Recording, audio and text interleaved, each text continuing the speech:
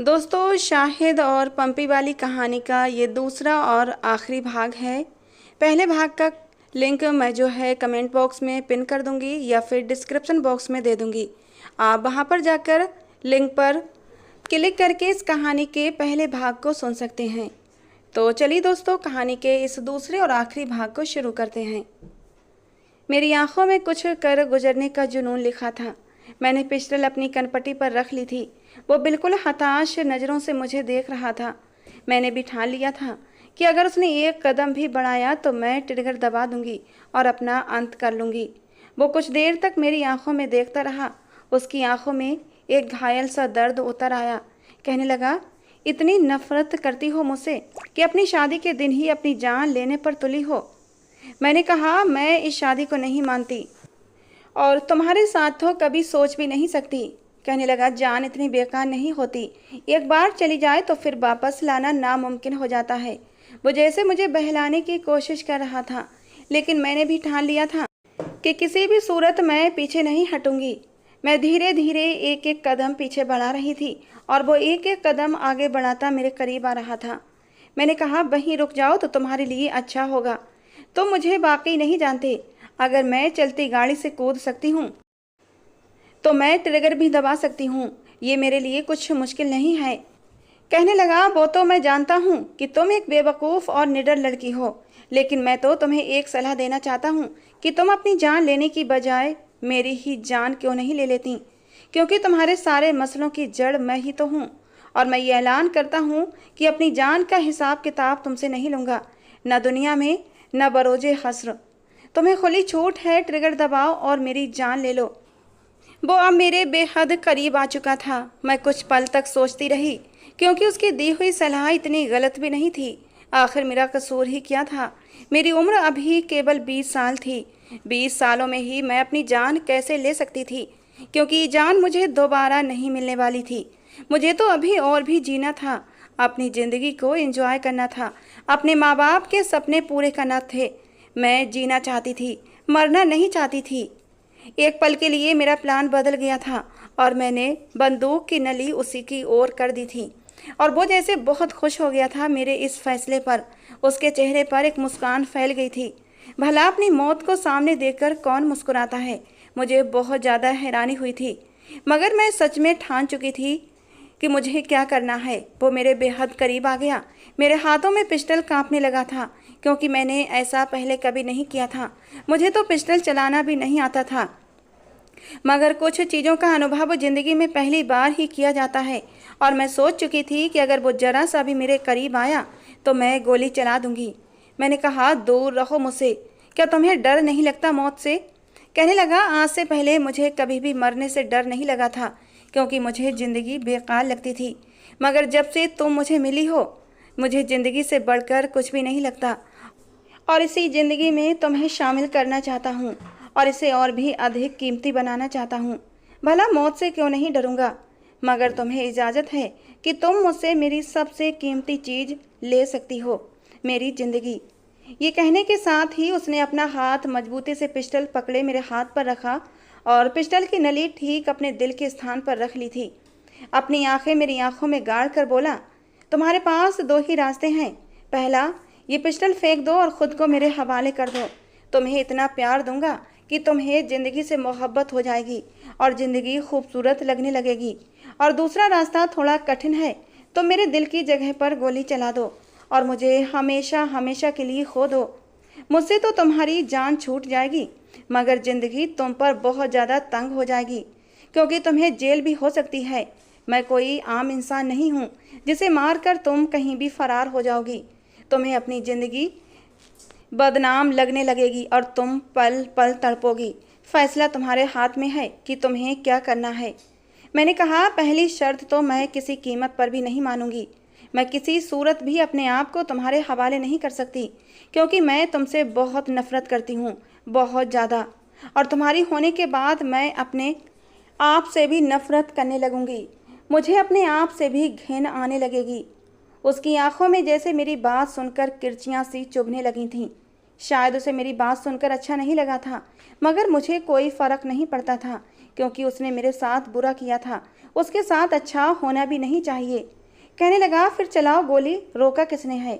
उसने एकदम से अपना हाथ छोड़ दिया और दोनों हाथ हवा में ऊंचे कर लिए, थोड़ा सा पीछे हटा और मुझे खुली छूट दे दी कि ले लो मेरी जान, क्योंकि मेरे जिंदा रहने की सूरत में मैं तुमसे अलग नहीं हो सकता।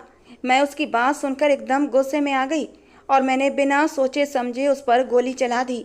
अपनी आंखें जोर से बंद कर लीं। एकदम से मुझे लगा जैसे मैंने अपनी ज़िंदगी की कितनी बड़ी गलती कर ली है। पिस्टल मेरे हाथ से छूटकर ज़मीन पर गिर गया था और मैं भी ज़मीन पर लुढ़क कर गिर पड़ी थी। मुझे पूरा यकीन हो चुका था कि अब मैं पल पल घुट घुट कर मरने वाली हूँ। मैंने अपने दोनों हाथ चेहरे पर रखकर जोर जोर से रोना शुरू कर दिया। मेरा पूरा शरीर कांप रहा था। ये मैंने क्या कर दिया? मुझे ऐसा नहीं करना चाहिए था। अब न जाने मेरे साथ क्या होने वाला था, क्योंकि मैंने अपनी तरफ से उस पर गोली चलाई थी, मगर गोली चली नहीं थी, क्योंकि पिस्टल खाली था। उसने मेरे इरादों को भांप लिया था कि मैं उस पर गोली चलाने से गुरेज नहीं करती और उसकी जान भी ले सकती हूँ।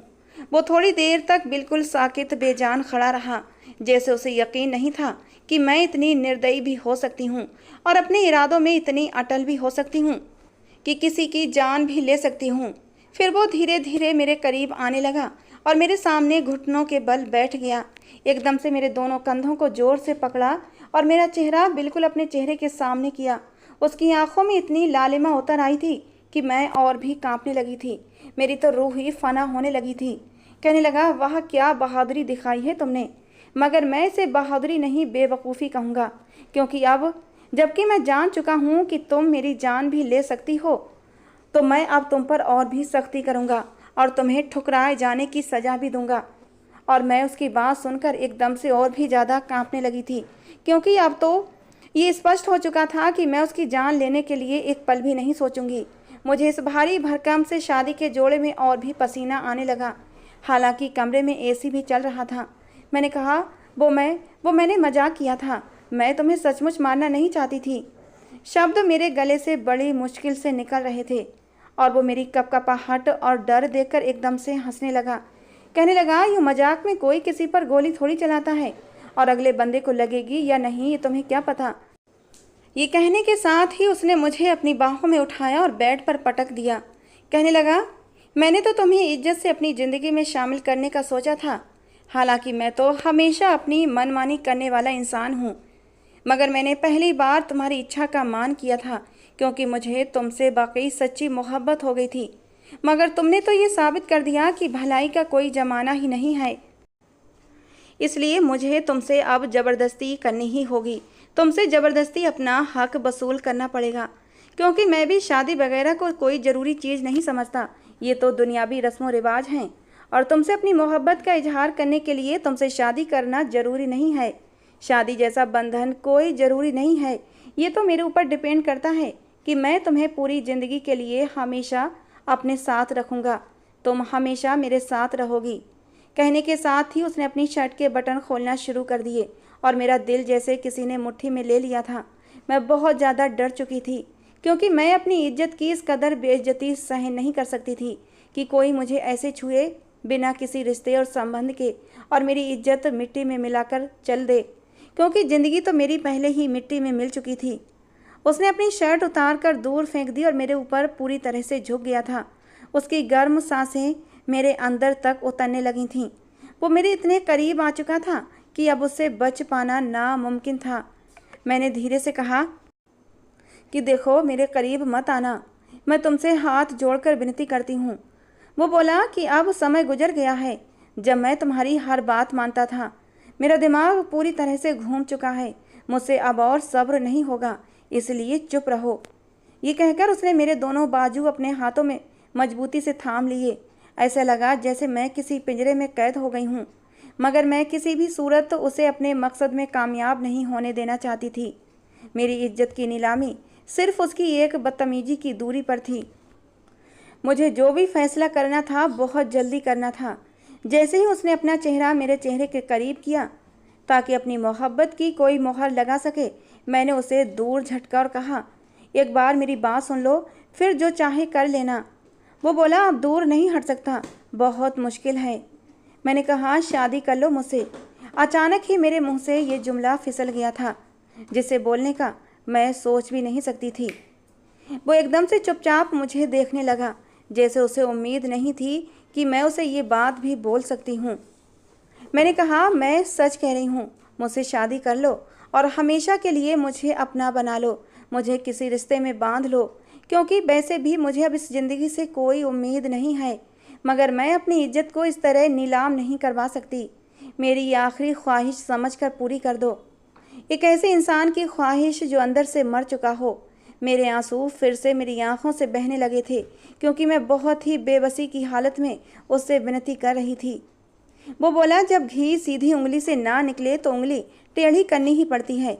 लगता है मेरा तरीका काम कर गया। वो एकदम से मेरे ऊपर से उठा और अपनी शर्ट पहनने लगा। कहने लगा, मैं इतना ज़्यादा उतावला नहीं हो रहा था तुम्हें पाने के लिए।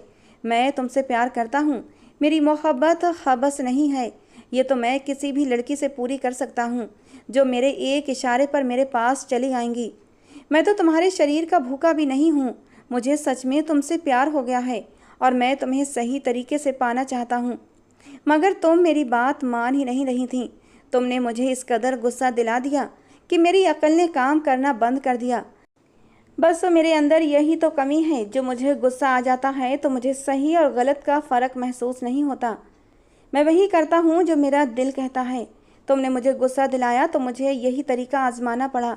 देखो, अब तुम अपनी बात से पीछे नहीं हट सकती, क्योंकि बाहर मौलवी साहब कब से हमारा इंतज़ार कर रहे हैं कि कब मेरी दुल्हन तैयार होकर स्टेज पर पहुँचेगी और मेरे साथ निकाह कबूल करेगी। मैं उसे नफ़रत और गुस्से से घूरने लगी। मेरे दिल में उसके लिए नफ़रत और भी ज़्यादा बढ़ गई थी और मुझे यकीन था ये नफ़रत जब जब मैं उसे देखूंगी बढ़ती ही जाएगी, क्योंकि अब मुझे जितने भी साल जीना था सिर्फ़ और सिर्फ उससे नफ़रत ही करनी थी। वो मेरा हाथ थामे कदम कदम चलकर स्टेज पर आ गया था। मैं बिल्कुल किसी बेजान मूर्ति की तरह इस अनचाहे बंधन में बंधने जा रही थी। हर कबूल है के साथ दिल में उसकी नफ़रत बढ़ती ही जा रही थी। मैं तो दिल ही दिल में उसके मर जाने की दुआ कर रही थी, या फिर अपनी ही जान निकल जाने की दुआ कर रही थी। निकाह हो जाने के बाद वो मुझे प्यार भरी नज़रों से देख रहा था, क्योंकि अब मैं उसकी बीवी बन चुकी थी और इस हकीकत को कोई भी बदल नहीं सकता था। वो अपने गुंडे दोस्तों को भी गले लगाकर उनसे बधाइयाँ ले रहा था और मैं किसी पुतले की तरह उसके साथ खड़ी थी।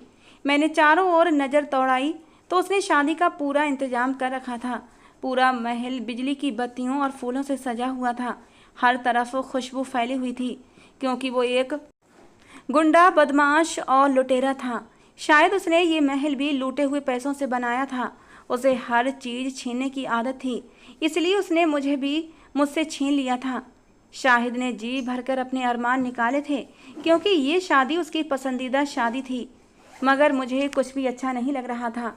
मुझे अपने माँ बाप की बहुत याद आ रही थी। मैं उनके पास जाना चाहती थी, उनके सीने में सिर छुपाकर अपनी किस्मत पर जी भरकर रोना चाहती थी, मगर शायद अब तन्हा ही सारी ज़िंदगी रोना मेरे नसीब में लिख दिया गया था। मगर मैंने भी ठान लिया था कि मैं अपने साथ साथ शाहिद को भी रुलाऊंगी, इस गुंडे बदमाश को भी उतना ही तड़पाऊंगी जितना इसने मुझे तड़पाया था। मैं जानती थी कि एक औरत शादी को लेकर किस हद तक सेंसिटिव हो सकती है, उसके सीने में कैसे कैसे जज्बात होते हैं इस दिन के लिए। मगर उसने मेरे सारे सपनों पर पानी फेर दिया था। मैंने भी तय कर लिया था कि उसे भी पल पल की मौत मारूंगी। शादी के बाद वो मुझे अपने कमरे में ले आया और बेड पर बिठा दिया। मैं बिल्कुल किसी कठपुतली की तरह उसके सारे हुक्म मान रही थी। उसने मेरे माथे पर अपने होंठ रखे और कहा, आज का दिन मेरी ज़िंदगी का सबसे खूबसूरत दिन है। मैं ये दिन कभी नहीं भूलूंगा और इस दिन को यादगार बनाना चाहता हूँ। मगर मुझे थोड़ी देर के लिए बाहर जाना होगा। बस मैं अभी 1 घंटे में वापस आता हूँ। मुझे उम्मीद है कि तुम मेरा इंतज़ार करोगी। मेरी नफ़रत और नज़रों की गर्मी को नज़रअंदाज करके वो मुझ पर अपना प्यार लुटाता हुआ कमरे से बाहर चला गया था और मैं उसे अपनी ज़िंदगी से बाहर निकालने के प्लान बनाने लगी। मुझे कोई शौक़ नहीं था दुल्हन बनकर उसका इंतज़ार करने का, क्योंकि वो मेरा महबूब दूल्हा नहीं था जिसके लिए मैं इतना भारी भरकम गहने और मेकअप करके उसका इंतज़ार करती। मैंने हर चीज़ को अपने ऊपर से नोच नोच कर उतार फेंका था। फर्श पर मेरा सारा गहना बिखरा पड़ा था। मैं वॉशरूम में गई और लहंगा भी उतार फेंका और नाइट सूट पहन लिया, जो शायद उसने ही खूंटी से लटकाया हुआ था, जो कि बेहद गहरे गले का बोल्ड लिबास था। मगर मैंने फिर भी वो पहन लिया था, क्योंकि मेरे दिमाग में एक प्लान चल रहा था उसे जी भर कर तड़पाने का।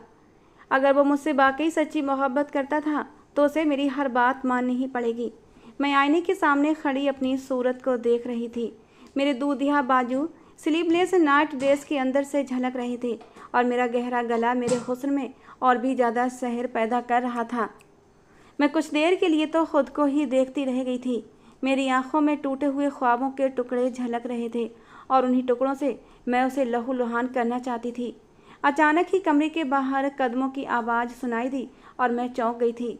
यकीनन वो गुंडा अब अपना हक वसूल करने कमरे में दाखिल होने वाला था। जैसे ही कमरे का दरवाज़ा खुला, मैंने अपने बालों में उंगलियां चलानी शुरू कर दी और उन्हें समेट कर जूड़े की शक्ल में ढालने लगी। वो आहिस्ता आहिस्ता कदमों से चलता हुआ मेरी तरफ बढ़ रहा था। आसपास हर चीज़ बिखरी पड़ी थी, रास्ते में पड़ी हुई ज्वेलरी भी वो उठाता जा रहा था। मैं जानती थी कि वो मुझसे अब गुस्सा करेगा कि तुमने ज्वेलरी क्यों उतार दी और लिबास क्यों बदल लिया, और मैं यही तो चाहती थी। मैं उसे पल पल गुस्सा दिलाना चाहती थी, तड़पाना चाहती थी, ताकि वो इस कदर मुझसे तंग आ जाए कि मुझे खुद ही छोड़ दे। वो एकदम से आईने के पीछे आकर खड़ा हो गया। उसका अक्स मुझे दिखाई देने लगा तो मैंने अपनी आंखों में सारी की सारी नफरत भरकर उसे देखा। मेरा बस नहीं चल रहा था कि उसका खून कर डालूं, जिसने मेरे अरमानों का खून कर दिया था। वो मेरे बिल्कुल करीब मेरे पीछे खड़ा था और एकदम से अपनी उंगलियां मेरे बालों में चलाने लगा। फिर मदहोशी भरे शब्दों में कहने लगा, इन्हें खुला ही छोड़ दो, अच्छे लग रहे हैं। ये नाइट ड्रेस भी मैंने अपनी पसंद का ख़रीदा था और कई बार मैंने अपने ख़्यालों में तुम्हें इसे पहने देखा था, मगर तुम तो मेरे ख़्यालों से भी बढ़कर खूबसूरत हो। मुझे तो अपनी किस्मत पर रश्क आ रहा है। इससे पहले कि वो मेरी दूधिया कमर पर अपनी उंगलियों से कोई शरारत करता, मैं एकदम से घायल शेरनी की तरफ उसकी तरफ मुड़ी थी और उसे ज़ोर से पीछे को धक्का दिया था। वो एकदम से लड़खड़ाया था, मगर गिरा नहीं था। मुस्कुराकर कहने लगा, तुम तो वाकई कोई जंगली बिल्ली हो, बहुत ही खूंखार हो। तुम्हारे साथ ज़िंदगी बड़ी ही मस्ती में गुजरेगी, क्योंकि मुझे भी सीधी सादी लड़कियां पसंद नहीं हैं। मैंने कहा, कितनी मोहब्बत करते हो मुझसे, मेरे लिए क्या कर सकते हो? मेरे इस तरह अचानक सवाल पर वो एकदम से चौंक गया। कहने लगा, इसी मोहब्बत का इजहार तो करना चाहता हूँ तुमसे।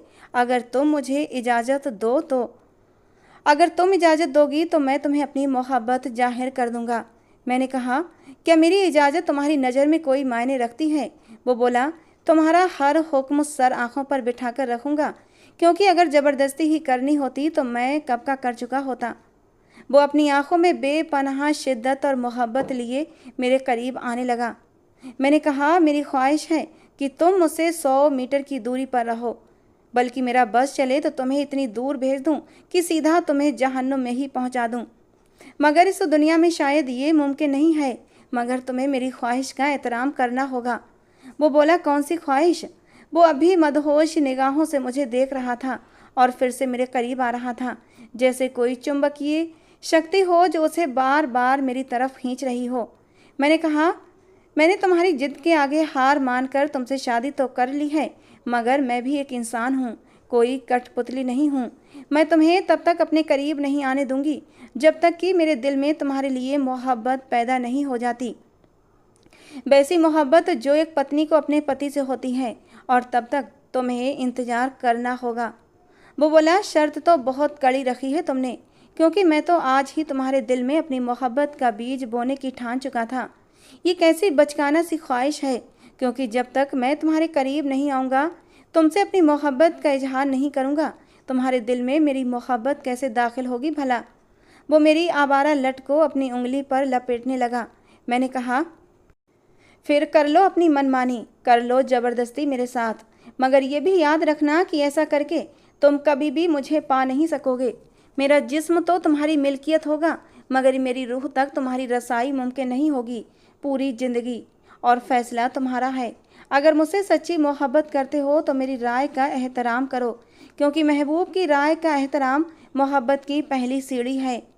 वो बोला, कितना इंतज़ार करना होगा मुझे? उसने एकदम से एक ठंडी आह भरकर कहा था, जैसे मेरी बात सुनकर उसका दिल टूट गया हो, जैसे उसके सारे अरमानों पर पानी फिर गया हो, बिल्कुल उसी तरह जैसे उसने मेरे अरमानों पर पानी फेर दिया था। कहने लगा, मैं इंतज़ार करने को तैयार हूँ, मुझे बताओ कितना इंतज़ार करना होगा मुझे, क्योंकि तुम मुझे बहुत हल्के में ले रही हो। मैं बहुत मजबूत मर्द हूँ। मैंने कहा, जिंदगी भर तुम्हें मेरा इंतज़ार करना होगा। मेरा लहजा इस कदर काटता हुआ था कि शायद उसकी रीढ़ की हड्डी में सिहरन दौड़ गई होगी। मैंने कहा, मैं तुमसे नफरत करती हूँ और तुम मेरी मोहब्बत कभी पा नहीं सकोगे। शायद तुम्हें ज़िंदगी भर इंतज़ार करना पड़े। क्या तुम्हें मंजूर है? मैंने उसे चैलेंज किया था। वो मेरी बात सुनकर एकदम खिलखिलाकर हंसने लगा। कहने लगा, ये क्या मजाक है? मैंने कहा, मजाक नहीं, इस हकीकत को अपने माथे पर लिखवा लो कि तुम मुझे और मेरी मोहब्बत को कभी पा नहीं सकोगे। अगर मेरे जिस्म को पाना चाहते हो तो आ जाओ मेरे करीब। मैंने अपने दोनों बाजू फैलाकर उसे अपने करीब बुलाया था, मगर अंदर से मैं बहुत ज़्यादा डर भी रही थी कि कहीं वो सचमुच ही मेरे करीब ना आ जाए। वो मेरे करीब आया, मेरे दोनों ठंडे बाजुओं पर अपने गर्म हाथ रखे और उन्हें नीचे झुका दिया। एक झटके से मुझे अपने साथ लगाया। मुझे बहुत ज़्यादा घबराहट होने लगी थी। अपने होंठ मेरे कानों के बिल्कुल करीब लाया और कहने लगा, मोहब्बत इस दुनिया का सबसे ताकतवर जज्बा होता है और मैं तुमसे सच्ची मोहब्बत करता हूँ, बिल्कुल पवित्र। अब देखते हैं कि मेरी सच्ची मोहब्बत बाजी ले जाती है या फिर तुम्हारी ये झूठी नफरत, क्योंकि शायद मैंने तुम्हारी रजामंदी के बगैर तुम्हें अपनाकर तुम्हारी अना को ठेस पहुँचाई है। मगर मैं तुमसे वादा करता हूँ कि बहुत जल्द तुम्हारे दिल में और तुम्हारे सारे वजूद में अपनी मोहब्बत सरायत कर लूँगा, क्योंकि मेरी मोहब्बत और मेरी चार्म से कोई बच नहीं सकता। ये कहकर उसने मुझे खुद से अलग किया और बेड की तरफ इशारा कर दिया। कहने लगा, जाओ, जाकर सो जाओ, रात बहुत हो चुकी है। मैं दूसरे कमरे में जा रहा हूँ, क्योंकि इस कमरे में तुम्हारे साथ रहूँगा तो शायद मेरी मोहब्बत मुझे चैन न लेने दे और मेरी मोहब्बत मुझसे तुमसे इजहार मोहब्बत करने की ख्वाहिश करेगी। ये कहने के साथ ही वो कमरे से बाहर निकल गया। मैं बिल्कुल हैरान सी होकर रह गई थी, क्योंकि मुझे वाकई उम्मीद नहीं थी कि उसके जैसा गुंडा बदमाश इतने शिष्टाचार भी रखता होगा, जिसे हर चीज़ लूटनी आती हो। वो भला दूसरे के जज्बातों की कैसे परवाह करेगा। मैंने दिल ही दिल में खुदा का शुक्र अदा किया और फिर सो गई, ये सोचते सोचते कि मेरी नफ़रत उसकी मोहब्बत से ज़्यादा ताकतवर है, जो उसे जलाकर राख कर देगी। मगर मैं ये नहीं जानती थी कि शायद वो नहीं जो नज़र आता है। उसकी शख्सियत, उसकी पर्सनालिटी हजार पर्दों में कैद थी, जो आहिस्ता आहिस्ता मुझ पर खुलने वाली थी, और मेरा वो शदीद तर जज्बा उसकी मोहब्बत के बहते झरनों में कहीं डूबने वाला था। अगली सुबह मैं एक साधारण सा लिबास पहने हुए नीचे लॉन्ज में आई तो डाइनिंग हॉल में हर तरह का खाना सजा हुआ था, जो शायद मैंने अपनी ज़िंदगी में कभी नहीं खाया होगा और ना ही देखा होगा, क्योंकि मैं एक बहुत ही गरीब घर की लड़की थी। मेरे माँ बाप की इतनी औकात नहीं थी कि मुझे अच्छा खाना खिला सकते। जैसे ही मैं डाइनिंग टेबल पर बैठी, भूख मेरे अंदर हंगामा मचाने लगी। मुझे शाहिद नज़र नहीं आ रहा था और मैं उसे देखना भी नहीं चाहती थी। अचानक ही एक 50 साल की औरत, जो शायद इस घर में शेफ थी, किचन से निकली और प्यार से मुझे मुखातिब हुई। कहने लगी, मेम साहब अपने माता पिता के घर उन्हें लेने गए हैं। वो कल शादी में शरीक नहीं हो सके थे, मगर आज आप उनसे मिल सकेंगी। वो इस कदर प्यार और इज्जत से उस बंदे का नाम ले रही थी कि मैं हैरान रह गई। उसने तो सबको ही खरीद रखा था, मगर वो मुझे नहीं खरीद सकता था। मैंने गुस्से से कहा, मुझे उसका इंतज़ार नहीं करना, मुझे अभी खाना खाना है, भूख लगी है मुझे। वो औरत कहने लगी, क्यों नहीं, आप खाना शुरू करें। जैसे ही मैंने डोंगे का ढक्कन उठाया, लॉन्ज के अंदर एकदम से शोर शराबा सा उठा था, जैसे वो आ गया हो। मैं एकदम से सतर्क हो गई। शाहिद के साथ एक औरत और एक अधेड़ उम्र का आदमी भी था, जो शायद उसका बाप था। मेरा चम्मच प्लेट में गिर गया था, क्योंकि ये चेहरा मैंने पहले भी देख रखा था। मैं बिल्कुल सन्न रह गई थी। मुझे लगा शायद ये कोई मजाक हो रहा है। भला शाहिद का इस आदमी से क्या संबंध? इस जैसा गुंडा बदमाश इस आदमी के साथ लॉन्ज में क्यों आ रहा है? मैं एकदम से अपनी कुर्सी से खड़ी हो गई थी, क्योंकि मैं हमेशा उस आदमी को टीवी पर देखा करती थी। आज पहली बार उसका सामना हुआ था तो मेरे पसीने छूट रहे थे। शाहिद मेरे करीब आया, अपना हाथ मेरे हाथों में डाला और मेरा परिचय उससे करवाने लगा। कहने लगा, ये मेरी बीवी है पम्मी, जिससे मुझे पहली नज़र का ही इश्क हो गया था और मैं हर हाल में हर कीमत पर इसे हासिल करना चाहता था। मगर आप दोनों की अहंकार के कारण मुझे इसके साथ ज़बरदस्ती करनी पड़ी, क्योंकि अगर आप दोनों राजी हो जाते तो मैं इसे पूरे सम्मान से अपनी बीवी बनाता और इसके दिल में शायद मेरे लिए वो नफ़रत भी ना होती जो अब है। मैं तो उसकी बातें सुनकर हैरान रह गई थी। वो भला इन दोनों को सफाइयाँ क्यों दे रहा था? वो उसके कौन लगते थे? अचानक ही वो औरत जिसने बनारसी साड़ी पहन रखी थी और बहुत ही कीमती जेवर भी पहन रखे थे, मेरे करीब आई और मुझे गले से लगा लिया, मेरे माथे पर प्यार किया और कहने लगी, अरे वाह, मेरी बहू तो बिल्कुल चांद का टुकड़ा है। शाहिद, तुमने मुझे पहले क्यों नहीं बताया कि तुमने इतनी खूबसूरत लड़की अपने लिए ढूंढी है? अगर मुझे पता होता तो तुम्हारे डैड को मैं खुद ही राजी कर लेती और तुम्हें अकेले ख्वार न होना पड़ता। और मेरी जान तो जैसे मेरे शरीर से निकल गई थी। मैं सोच भी नहीं सकती थी कि शाहिद इस आदमी का बेटा है जिसे मैं गुंडा और बदमाश समझी थी। वो तो इस शहर के एमएलए का बेटा था। मैं बार बार अपने माथे से आया पसीना साफ कर रही थी। मुझे समझ नहीं आ रहा था कि क्या बोलूं। उसने मुझे कुछ बोलने के काबिल ही कहाँ छोड़ा था।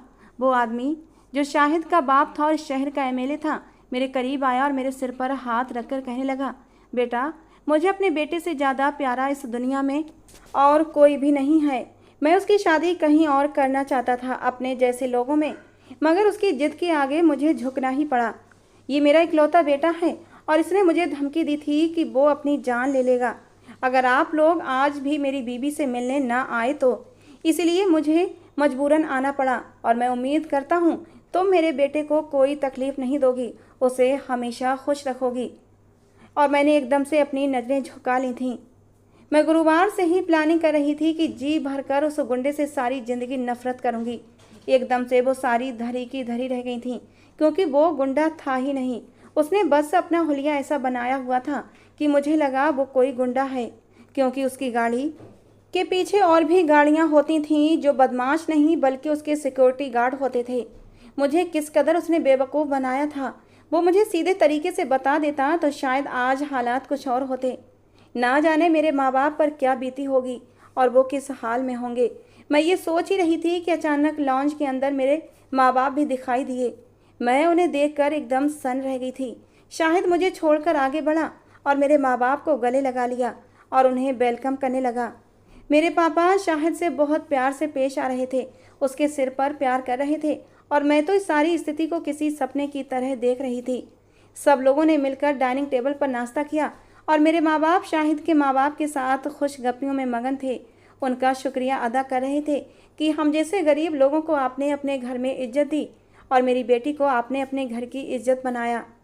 और मैं तो बिल्कुल सन्न होकर सब कुछ देख रही थी। मुझे शाहिद पर बेहद गुस्सा आ रहा था कि उसने इतना बड़ा ड्रामा क्यों रचाया, क्यों मेरे दिल में अपने लिए इतनी नफरत पैदा कर दी। क्या मोहब्बत करने से खौफ महसूस हो रहा था। नाश्ता करने के बाद जैसे ही मैं कमरे में गई तो बिल्कुल जले हुए पाँव की बिल्ली की तरह इधर उधर टहलने लगी। वो कमरे में आया तो मैंने उसे खाने वाली नज़रों से देखा था। वो मुस्कुराता हुआ मेरी ओर बढ़ा और कहने लगा, कैसा लगा मेरा सरप्राइज़? मैंने कहा, शर्म आनी चाहिए तुम्हें। क्या सोचकर तुमने इतना बड़ा ड्रामा रचाया? तुमने मेरी ज़िंदगी को मजाक बनाकर रख दिया। मैं तो जैसे गुस्से के मारे फट पड़ी थी। कहने लगा, मुझे शुरू से ही एडवेंचर करने का शौक़ था और मैं शादी भी ऐसे ही करना चाहता था जो सबसे अलग हो, इसलिए बस थोड़ा सा ड्रामा रचाया। वैसे भी मेरे मम्मी डैडी मेरा रिश्ता लेकर तुम्हारे घर जाना नहीं चाहते थे, क्योंकि उनका स्टेटस और तरह का है।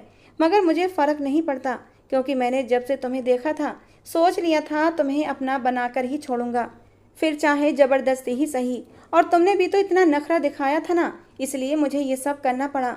मैंने कहा, अगर तुम गुंडों की तरह मेरे सामने आओगे तो मैं तुमसे मोहब्बत थोड़ी ना करूँगी। तुमने क्या सोचकर मेरे दिल के साथ खेल खेला है, मैं तुम्हें कभी माफ़ नहीं करूँगी। मैं उससे बहुत नाराज़ थी और नाराज़गी दिखाने का हक भी रखती थी, क्योंकि उसने मुझे बहुत परेशान किया था। उसने मेरे दोनों हाथ थाम लिए और अपने चेहरे पर रख कर कहने लगा, मैं तुम्हारे पापा से माफ़ी मांग चुका हूँ। अपने गलत व्यवहार की, और वो मुझे माफ़ भी कर चुके हैं और अपना दामाद स्वीकार कर चुके हैं। अब तो बस इस जिद्दी जंगली बिल्ली के दिल में अपनी जगह बनाना बाकी है।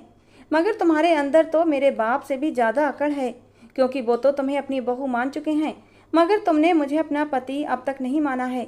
मुझे मेरे हक से भी वंचित रखा है। पता है सारी रात मैं किस तकलीफ से गुजरा हूँ कि मेरी जान से प्यारी बीवी मेरे साथ वाले कमरे में बेखबर सो रही है, मगर मैं उस पर अपना हक तक नहीं जता सकता। और जो कल रात तुम मुझसे कह रही थी कि तुम जिंदगी भर मुझे तड़पाओगी, आप बताओ क्या इरादा है तुम्हारा? क्या आज रात भी सूली पर लटकाओगी? उसने एकदम से मेरी कमर के चारों ओर अपने बाजू डाल दिए और मुझे बिल्कुल अपने साथ लगाकर पूछने लगा। मेरा दिल जोर से धड़क रहा था, क्योंकि उसकी नज़दीकियों की शिद्दत इतनी ज़्यादा थी कि मैं पिघलने लगी थी।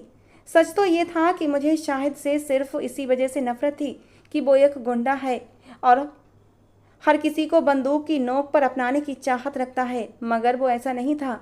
मेरे दिल से सारी नफरतें और गुस्सा एकदम से गायब होने लगा था, जो सारी रात मुझे जलाए रखा था। मगर मैंने अपने चेहरे पर नकली गुस्सा सजाकर कहा, मैं आज भी अपनी बात पर कायम हूँ।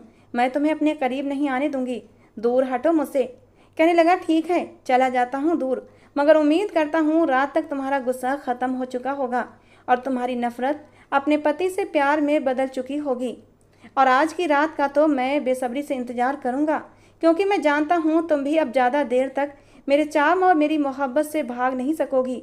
वो मेरे कान में फुसफुसाकर बाहर निकल गया और मेरा दिल जैसे सीने के अंदर ज़ोर से धड़कने लगा, क्योंकि मैं जानती थी आज की रात वो मुझे बिल्कुल भी माफ़ी नहीं देगा।